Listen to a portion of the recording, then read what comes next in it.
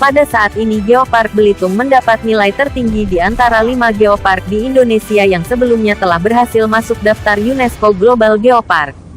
United Nations Educational, Scientific and Cultural Organization, UNESCO, mengakui Geopark Belitung yang berada di Provinsi Bangka Belitung sebagai kawasan geopark dunia karena memiliki beragam keunikan.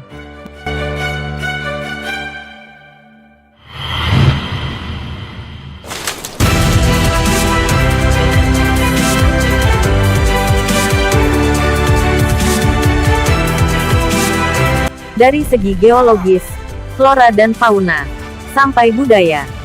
Adanya keanekaragaman hayati di Geopark Belitung juga dikenal telah lama digunakan masyarakat untuk pembuatan obat herbal.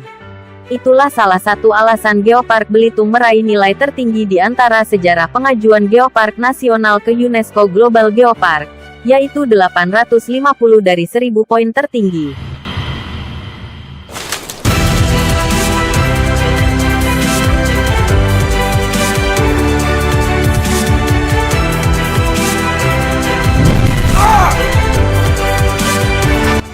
Ulasan di atas menunjukkan Indonesia memiliki wilayah dengan banyak keragaman di dalamnya yang penting sebagai salah satu warisan dunia, yang kemudian dikelola menjadi geopark. UNESCO memiliki organisasi yang bertujuan mengelola geopark, yaitu Global Geopark Network (GGN). Tujuan adanya geopark tentu saja untuk menjaga warisan geologi, geoheritage, serta nilai-nilai di dalamnya seperti nilai arkeologi, ekologi, sejarah dan budaya. Oleh karena itu, geopark merupakan suatu wilayah geografi sebagai tempat pelestarian warisan dunia yang berdasarkan pada keragaman geologi, geodiversity, keragaman hayati, biodiversity, serta keragaman budaya, cultural diversity, di mana di dalamnya tidak hanya sebagai tempat konservasi namun juga sebagai sarana ilmu pengetahuan serta pengembangan ekonomi masyarakat sekitar melalui geowisata.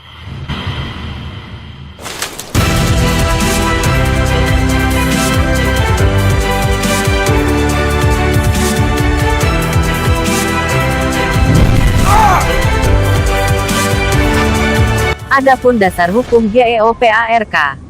Peraturan Presiden Nomor 9 Tahun 2019 tentang pengembangan Taman Bumi Geopark. Kriteria GEOPARK. Berdasarkan kriteria Guidelines and Kriteria Geopark (GGN) agar suatu wilayah dapat dikatakan sebagai geopark, harus memenuhi syarat. 1.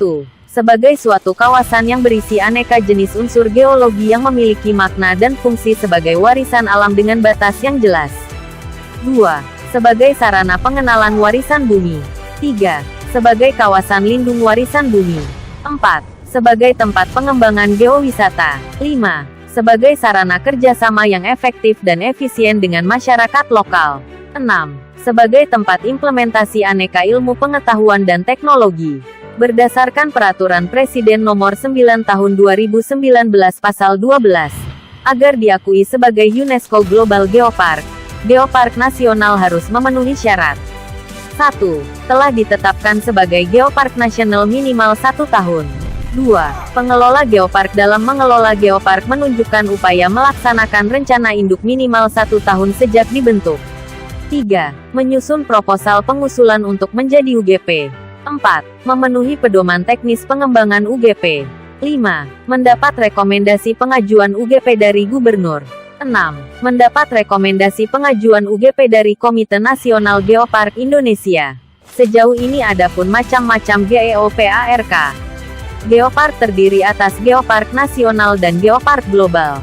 Geopark Nasional adalah wilayah terpadu yang terdepan dalam memberikan perlindungan dan penggunaan warisan geologi dengan cara yang berkelanjutan dan mempromosikan kesejahteraan ekonomi masyarakat yang tinggal di sekitar.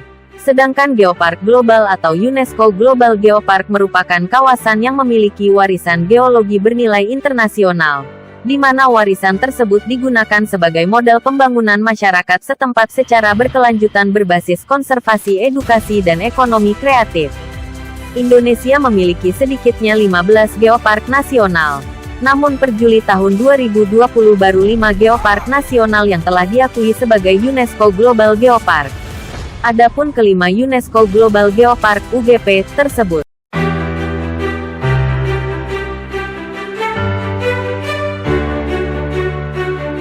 Seiring Kabupaten Belitung telah ditetapkan sebagai geopark oleh UNESCO, tentunya perihal tersebut merupakan sebuah berita kebanggaan bagi kalangan masyarakat Kabupaten Belitung. Namun di balik adanya perihal tersebut, Kabupaten kembali tercoreng terkait adanya pengoperasian tambang timah ilegal yang membabat hutan lindung di kawasan hutan Kolong Dinamo, Dusun Air Buntar, Desa Membalong, Kecamatan Membalong, Belitung yang dilakukan oleh oknum-oknum tidak bertanggung jawab. Menyikapi adanya perihal tersebut, Ketua DPRD Kabupaten Belitung Ansori angkat bicara. Dirinya sangat menyayangkan adanya pengoperasian tambang timah ilegal yang membabat hutan lindung di kawasan hutan Kolong Dinamo, Dusun Air Buntar, Desa Membalong, Kecamatan Membalong, Belitung yang dilakukan oleh oknum-oknum tidak bertanggung jawab.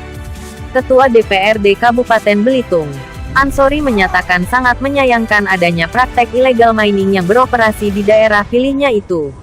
Apalagi kata Ansori, baru-baru ini Belitung sudah ditetapkan sebagai geopark oleh UNESCO. Dengan demikian adanya tambang ilegal oleh oknum-oknum ini serasa mencoreng perjuangan pemerintah untuk mendapatkan gelar geopark Belitung.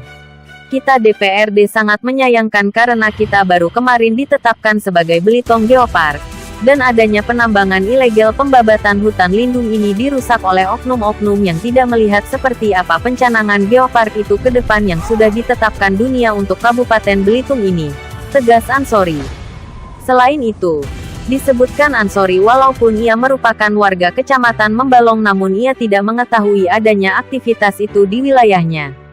Karena itu tidak di depan jalan. Jadi saya tidak tahu, bebernya.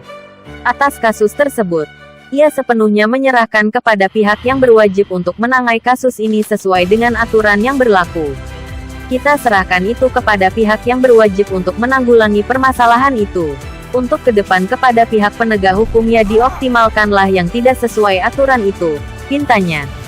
Senada dengan Ansori, Ketua Komisi DPRD Kabupaten Belitung, Syamsir juga sangat menyayangkan adanya aktivitas ini.